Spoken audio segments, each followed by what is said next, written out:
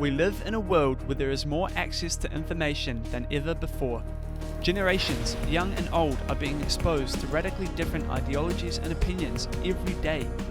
It can be so overwhelming trying to decipher what's true and what's false. But there is a way. Join me as we discuss some of the toughest questions out there about Christianity, the Bible, and culture. I'm your host, Nick Lackey. Welcome to The Garrison.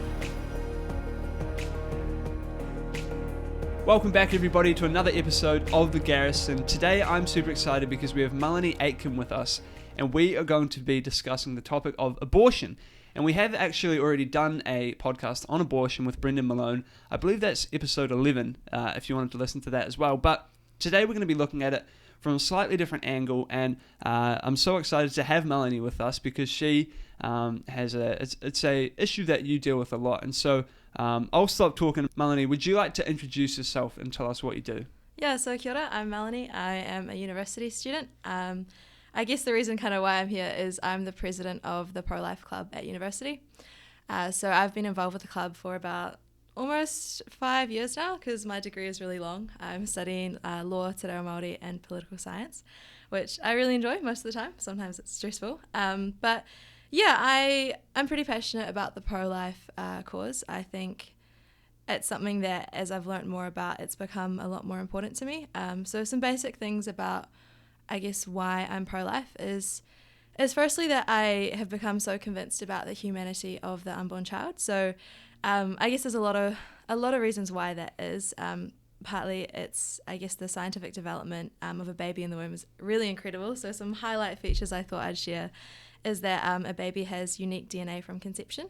Their heartbeat starts after 21 days. Almost all organs are completely formed by about 10 weeks. And also around 10 weeks, babies can hiccup, which I think is really cute because it just feels like such a human thing. And so, yeah, I think firstly I became really convinced about the humanity of babies in the womb. And after that, kind of a whole lot of peripheral issues around it became a lot more important to me, like things like supporting women, realizing that obviously pregnancy is really difficult for a lot of women, and actually how can we support them? And yeah, it's kind of become this whole big thing that I care about quite a lot. And so, yeah, I'm excited to talk about it today. Awesome, man. It's great to have you, Melanie, because look, I'm completely against the notion that only women can have opinions on abortion. Right? I think that's absolute rubbish. In fact, we talked about that, myself and Brendan, on our last episode. But the nature is many people do believe that only women should have opinions on abortion. So I thought, look, if this is the way to reach them, is to have a discussion with a woman on abortion, then so be it. So I'm against that notion, but I think it is good to have a woman speaking on abortion as well, just if that means it connects with those who have that belief. And so, with that being said, let's dive into it. So question one, the first question I have for you, Melanie, is, what do you think is the biggest barrier for people who are pro-abortion to becoming pro-life? What's stopping them from becoming pro-life? So you could talk about maybe like the culture that we're in right now and the whole women's rights movement and what that means. Yeah, so I definitely agree with what you say as well. I think everyone's entitled to have an opinion on abortion. But I guess, for me, I kind of perceive that there's this really strong cultural narrative. So I think most of the media, I feel like most people consume it's just really pushing the whole pro-choice belief. And I think it's really interesting because I am someone who's grown up Christian, who's grown up, I guess, in more conservative circles. But even that was, until I really got to university, I didn't come across much that was really advocating for anything pro-life. And so I know that's something that I guess a lot of our society, a lot of teenagers, a lot of young adults, that's something that they see a whole lot of. And I guess it's partly, the whole women's rights movements. People kind of view abortion as this whole liberation thing so that you can be sexually free, kind of do what you want with your body and things like that without, I guess, having consequence-free sex. It's this whole, I guess there's a whole history there if people wanted to dive into it more. But I think in terms of modern times today, because that's something abortion's been legalized for quite a while now. But I think today it's just the cultural narrative is so strong that there's really not much of a debate about it, that any time you bring up anything pro-life, it's super controversial. But even people actually don't want to have the discussion. I think maybe like 10, 20 years ago, people were more open to debate about it. But now it's just become a thing that's like settled, like there's no debate. And so I think it makes it a lot harder to speak up for being pro-life. So I think for a lot of people, they've actually just never heard a different perspective. But also sometimes I think if they have heard a different perspective, it's not always well portrayed or not always well received. So that's kind of an additional barrier. But I guess I do feel like most people kind of come with this default view of thinking that abortion is a good thing and is a good thing for women.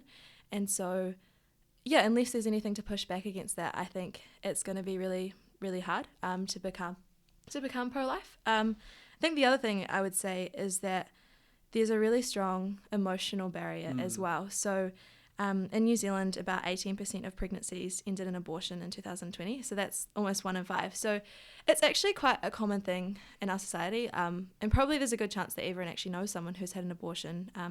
Probably it's not always public knowledge though.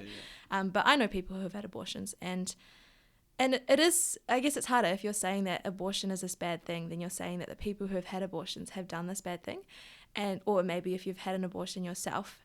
And I think that's a really hard thing to do, because, yeah, I do think that, you know, the baby in the womb is a human life, and so abortion ends that life, and that's why I think it's wrong.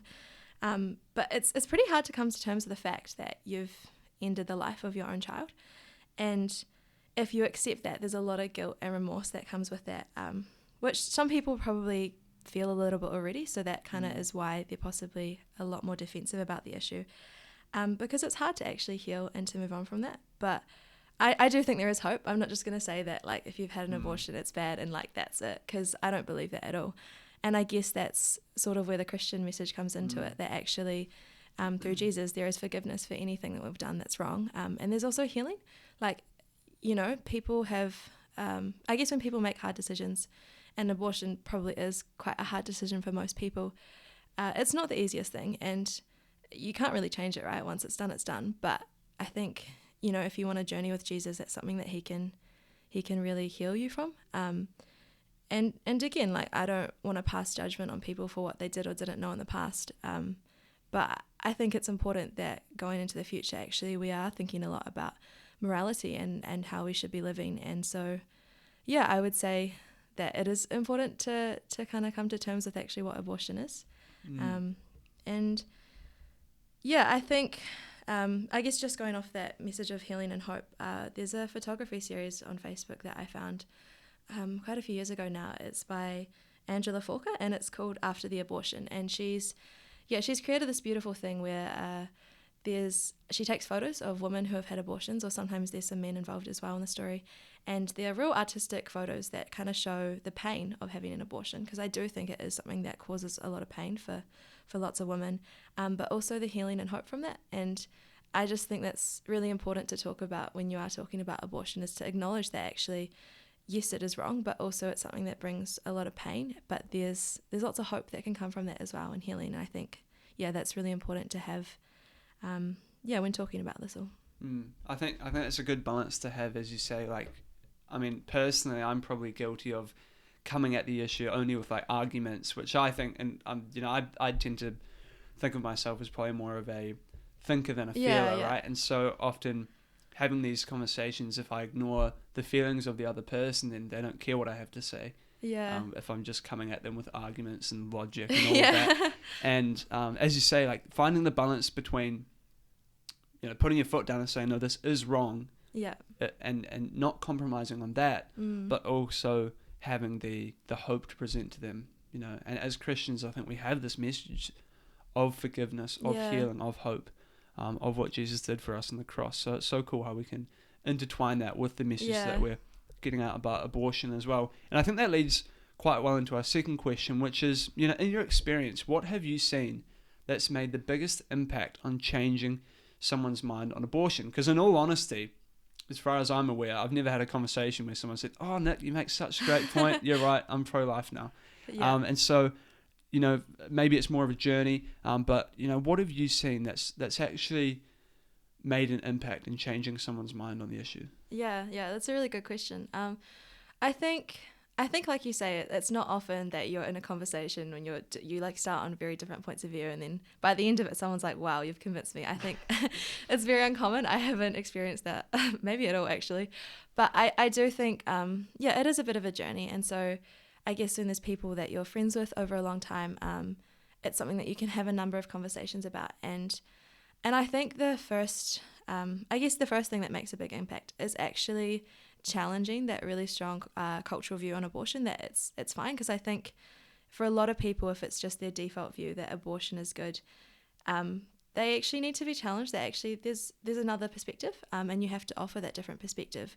And so I think that's the first thing that actually needs to happen. And I think it's when people start thinking about the issue for themselves, not just believing what they've been told, that's where they can actually start to think about the issues more. And I guess for some people, I think if they do a lot more digging into it, that's what changes their mind, as they learn about the humanity of the child in the womb, or they learn about, the mental health effect on women after abortions, or there's kind of all these different ways that people, I think, can come to understand that abortion is quite damaging for our society. But yeah, it firstly is actually just being able to stop and think about it for themselves. We haven't actually tried this at our university, but I have seen online some people like to show the abortion procedure videos to people who are willing to watch. And I'm not sure if you've ever seen it, but it's pretty bad. Yeah. I found it, quite sad and quite destructive. And I think it is helpful, I think, for some people to know actually the reality of what abortion is, because there's this whole big thing that a baby's just a clump of cells, but actually if you see the aftermath of an abortion, those are tiny little babies that you can see the human figure, and that's quite scary, I think, quite confronting as well. So I think there's a number of ways that people can come to terms with it, but I guess mostly I think it is like challenging the mainstream view and actually providing a lot of reasons for why I believe what I believe. Yeah, I think that's really good. And hopefully, as part of this podcast and this whatever videos get created out of this podcast, that is a way in which we can be reaching people with this message and challenging their views. And yes, people might not change their minds straight away, but as you say, it'll start to get them to think about it, at least. And those videos that you mentioned before, when I think I've seen them in like America, when people go and show the abortion procedure. I think that you make a really good point that, when people actually, because how many people actually know what an abortion procedure is like? I'd say not many. How many people actually, as you say, even think about it? And so if we can just get people to think about it, and as you say, maybe show them the abortion procedure, or show them, there's some horrible stuff that I've seen on Instagram from Live Action, and obviously they're a pro-life group, but they post some pictures which, it's not like they're pulling any punches. They're just showing abortion for what it truly is, and it's terribly sad, looking at the remains of the aftermath of an abortion, and if people just saw what was truly going on, as you say, maybe they would actually think about it more. And I think that's a really good way that we can be doing it. And if you're pro-life and you're listening, then talk to people about it. Share something on your social media. You don't have to get up and preach in the public about it, but just do something, because it's such a massive issue, which I often feel like it's kind of happening. Well, it is happening behind closed doors, and it's not a massively public thing which is out there in the open, but it's very much, I'd say, one of the biggest moral issues in New Zealand and the world. And so as Christians, we're called to love justice and do stuff about these issues. And so no, that's a great answer, Melanie. And number 3, I guess our last question would be, what are some important principles to keep in mind when we talk to people about abortion and other pro-life issues? Because we've got now, I guess, what we've established is that we should be talking about it. We know that this will make an impact on people hearing about the issue. But what are some important things to keep in mind? Because we don't want to just run into the street and start yelling at people to become pro-life. What's a good way of actually showing people as well that we care? Because there's one caricature that I think people get of pro-life people, and that's that we just anti-abortion, right? But we're more than just anti-abortion. Yes, we don't like abortion, but we're also for the development of children and healthy families and life after birth as well. Yeah. And so, yeah, what do you have to say about that issue? Yeah, I think you've kind of mentioned it already in the question that compassion's actually the biggest thing. And I think it is an interesting thing because I think sometimes there are situations where you have like the scene of pro-lifers hassling people outside abortion clinics in the States. And I mean, I don't support that. I think it's bad to hassle people like that. But I do think that, I guess on the side of the pro-life movement, when people become so convicted about the fact that a baby is a life, then that becomes the focus. They're just focused on innocent children dying, and that is really sad. So that they kind of can forget, I think, sometimes about the fact that everyone you talk to who disagrees, they're people who are made in the image of God, who have a lot of value as well. And so I think compassion is definitely the biggest one. Like no one actually cares about what you think unless you can show them that you care about them. And in a lot of the conversations that I might have on this, often at university, this is kind of the first time I've met some of these people, right?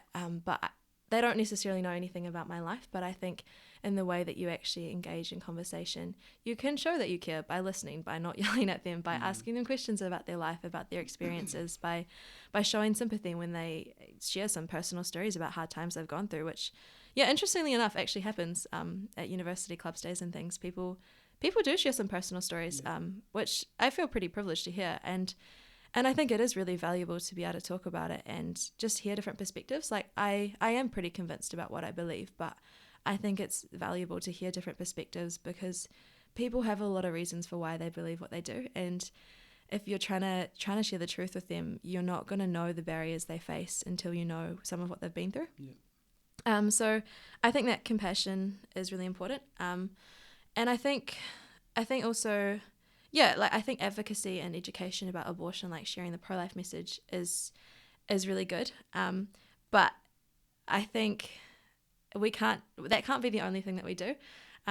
Because I think, yeah, as Christians, there's a bigger burden on us to actually be helping society and to be helping the most vulnerable, which I think definitely the unborn are a part of that. They have no voice to protect themselves. But also pregnancy is really hard. And, for some of the situations in which women find themselves pregnant aren't easy. Sometimes, the situations of abuse or whatever else, and there can be a lot of pressures on them to actually abort the baby. And so I think, like, I wouldn't want to just ban abortion and leave them with no support. I think it's actually really important to be providing support for them. And I think it's incredible because a lot of pro-life people already work to do that. And, in Christchurch, I know of a number of pregnancy support organisations where women can go to and actually have quite wide support. It's not just like practical support, but I think that's really important. But there's also that emotional support as well, and offers of counselling if that's what they need, and people journey with them, like you say, after birth as well. It's not just like, great, we'll like support you until you have the baby and then you're on your own. Like it doesn't work like that, and it shouldn't. And so I think actually being able to do practical things is really helpful. And I think as well, if you're just talking about things, you don't necessarily have the same passion perhaps as if you're actually doing stuff about it. So for me, like I've been volunteering with kids in different capacities for like the past 8 years, and I mean I love children. I think they're really beautiful, and so I enjoy it. But sometimes it is hard because kids are always the easiest to deal with, and sometimes they might share things about their lives that are really difficult, and you want to be able to support them. And so I think to me, the way I kind of see my life is I have these really strong views about abortion. But I also have these really strong views, like you say, about actually supporting families and about supporting kids when they're born. And, I think that's a really important part of it, is to be able to, have the beliefs, but also to be able to live like you actually believe it. And I guess as well, in some ways, that leads me to like a critique that I really have of the pro-choice movement is that, they seem to be advocating for choice, but the only choice that I ever really hear them advocating for is abortion. And it's like, well, that's not actually much of a choice if that's, the only option you're providing women. And that's why I think the pro-life movement is so powerful in that sense. Like, yes, you can raise your baby and we can support you to do that, or you can look at things like adoption or open adoption. And there's actually more choices than just, abortion is the only thing you can do in these circumstances. And I think that's a message that's way more empowering for women, is actually saying, yes, you can have a baby and live your life, which I would say the pro-choice movement isn't empowering at all, actually. And so, yeah, I guess these kinds of things, compassion is the big one, to actually, when you're engaging with people, is to care about them. And I mean, I think it's easy to show that you care if you're actually living that in your life. Yeah. Yeah, and that reminds me of a story from my last podcast, which I did with Brendan. And there's one guy who was listening, or he told me he was listening, and straight away he was like opposed to Brendan and what he had to say, right? But by the end of the podcast, Brendan had actually shared, some ways in which he actively helps women. Yeah. And he helps them in their pregnancy. And for the guy who was listening, who disagreed, he still disagreed, but he said, "Oh, okay, this guy isn't just someone who's got a message to say and wants to get it out there. No, he genuinely cares." And so, I agree. I think that's so important that we actually put our words and turn them into actions as well, and support them. So, I guess real quickly, just to finish, what are some practical ways that if someone's pro-life and they think, I do want to actually help women, what's a practical way that they can help? Yeah, I mean, I think I guess probably the pregnancy support organisations are the first thing that come to mind. So there's usually space to volunteer, and I think the sad thing about this is I know that there's a lot of support out there for women, but it's not necessarily. I guess the women who need it don't always know about it, and so I think if people can promote these different organisations that are willing to support women or to actually volunteer their time and help out themselves, or I think that's really valuable. But also just actually everyone has people in their life, right? And it's not to say that all of them are going to suddenly become pregnant, and that's a difficult thing. But I think actually supporting them in their lives, and I think talking about abortion is huge. The thing that I would hate the most is for someone to kind of sleepwalk their way into having an abortion and not actually realize how damaging that can be for them. Because some of the stories that you read, or the people that I know who have had abortions, they have these huge stories of abortion regret. It was something that's so painful, and it's not something you can take back. And so I think I would hate for people to just go into that unaware. And when actually, if we were just a little bit braver, they could have known that it might hurt them. And so I think, it's, getting involved where you can. There's also other, I guess, pro-life groups that you could join. And I guess if you are going to have conversations about it, it's worth doing some research so you actually know what you're talking about. Because there are a lot of, I guess, sometimes compelling arguments against, for why abortion should be allowed. And often these are really heartfelt arguments too. But I think ultimately the pro-life movement is way better at actually supporting women. And I think, to me, that's actually the biggest reason why I think it is the side of the debate that's correct. And so, I think, get involved if you can, have conversations, and Awesome. Well, thank you so much, Melanie. I think that's some great practical advice for the audience, and ways that we can be getting involved. And thank you for your time.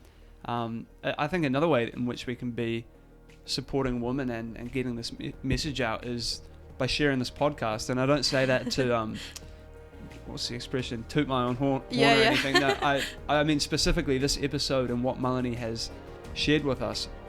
I think it's really important to share what she has been saying. And so if you've enjoyed this episode, if you find it helpful, then please make sure to share this with people, and otherwise we will see you in the next episode of The Garrison.